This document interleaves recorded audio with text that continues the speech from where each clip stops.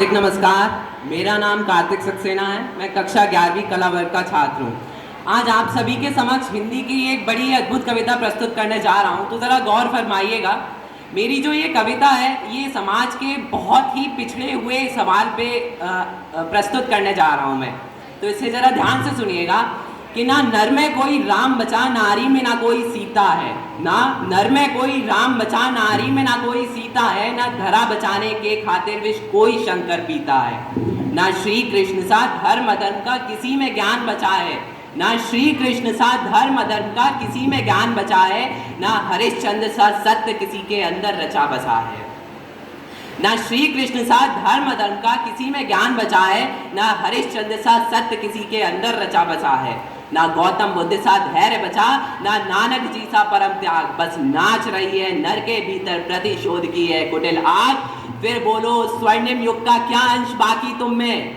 फिर बोलो स्वर्णिम युग का क्या अंश बाकी तुम में, कि किसकी धुन में रमकर तुम फूले नहीं समाते हो। तुम स्वयं को श्रेष्ठ बताते हो। तुम स्वयं को श्रेष्ठ बताते हो। तुम भीष्म पितामह के भांति ही अपनी जिद पर अड़े रहे। सुनिएगा, तुम भीष्म पितामह के भांति ही अपनी जिद पर अड़े रहे। तुम अपने धर्म को श्रेष्ठ बता दुर्योधन के संग खड़े रहे। तुम शकुनी के षड्यंत्रों से घृणित रहे, तुम दंग रहे। तुम शकुनी के षड्यंत्रों से घृणित रहे, तुम दंग रहे। तुम कर्ण के जैसे होकर भी दुर्योधन के संग खड़े रहे। तुम शकुनी के षड्यंत्रों से घृणित रहे, तुम दंग रहे। एक दुर्योधन फिर सत्ता के लिए युद्ध में जाता है। सुनिएगा, एक दुर्योधन फिर सत्ता के लिए युद्ध में जाता है। कुछ धर्मांधों के भीतर थोड़ा धर्म जगाता है।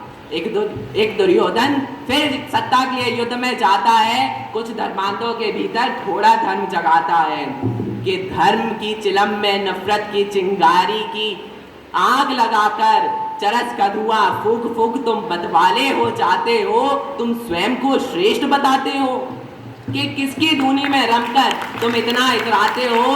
कि किसकी धुनी में रमकर तुम इतना इतराते हो कि घमंड में चूर हो जाते हो। कि तुम स्वयं को श्रेष्ठ बताते हो। कि तुम स्वयं को श्रेष्ठ बताते हो। धन्यवाद।